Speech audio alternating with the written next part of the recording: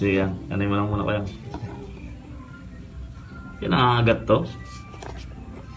Ayaw niya gisingin ah. Sino kayang gising dito? Mamili nga tayo ng isa. Ayaw, Sleeping Beauty. Gisingin na natin. May kagat na. Ay, ito. Kaso mga hindi ano na eh.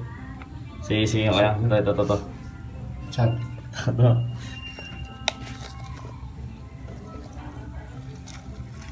Ingat, Mabilis, malikot. Teka, paano yung mga natin? Ay.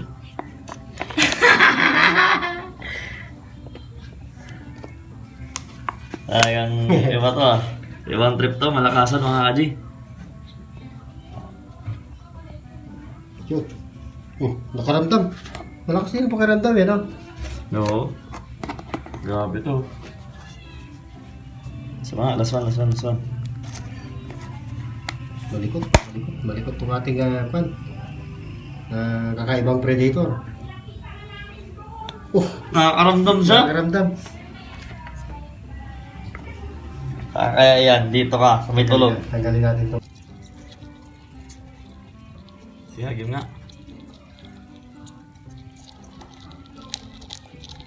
Takbo.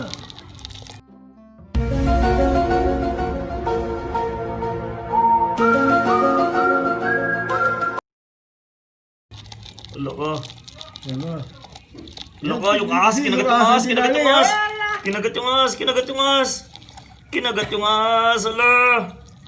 Hala. Kinagat yung ahas, oh.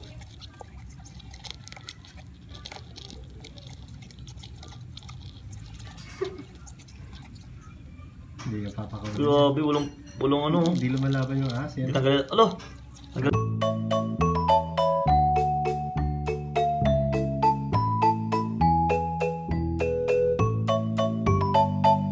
Dati yung dalawang gagamba. Oo, akin na.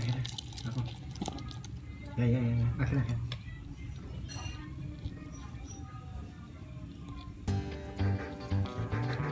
Hindi, yata ang pampano nito, pampatapang itong gagamba.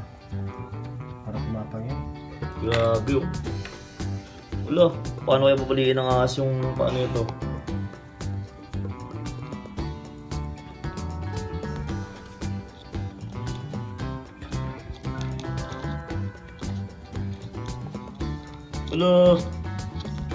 Hala ka. Tapang nga, ano? Hala ka. Tapang? Hala ka. Grabe, oh. Nakilos eh, kaya sinasakutan niya eh, no? Hindi na pinapurma yung ahas. Yan. Hindi talaga makapurma yung ahas. Pupumilit siya makawala, oh.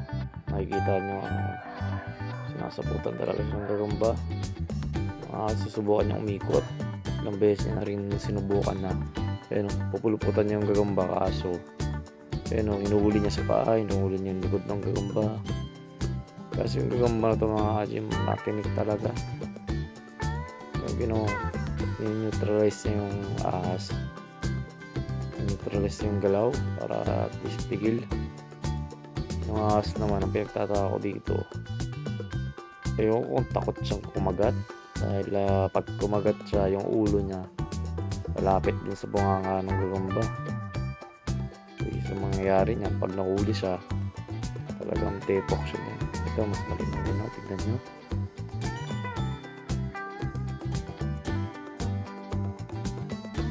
So, wala na talaga magawa yung ahas. Ayan.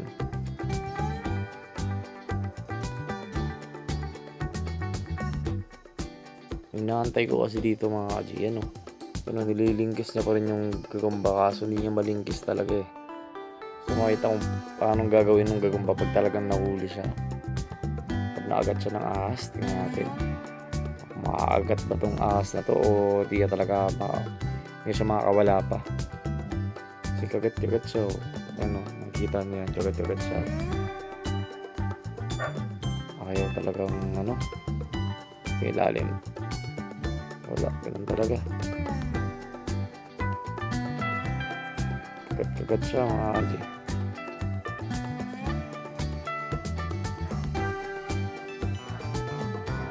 magulo yung camera. Tagalo. Ewan ko ba't di nanunuklaw tong ahas na to. Yan tapang na ito pag ano eh, pag yung malaki na. Kasing laki na ng daliri, matatapang to. Hindi niya kinakagat yung gagamba eh. Takot siya siguro. Alangan yung ahas. Ayan o. Kasi yung bumaliktad, yan o. Ano yun yung gagamba o.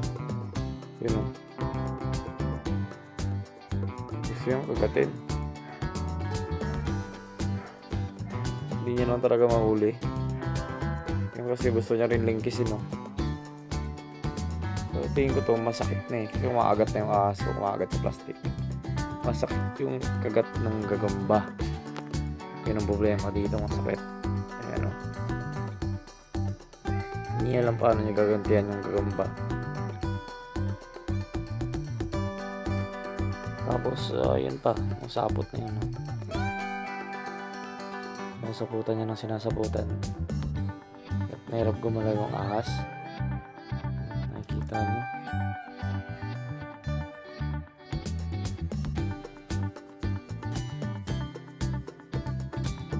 Nagwawala na yung ahas kasi tumagawa ng paraan para makawala.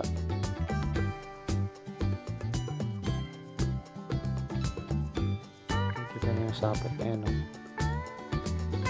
Talaga naman yung buntot niya, sa inyo na lang to. Mga kaji dyan. Makakawala pa to. Ayaw din kasi bumitaw nung gagamba. Yung kung bakit. Yung napakagutom na rin sa malikot kasi yung ahas kaya hindi binibitawan. Yan.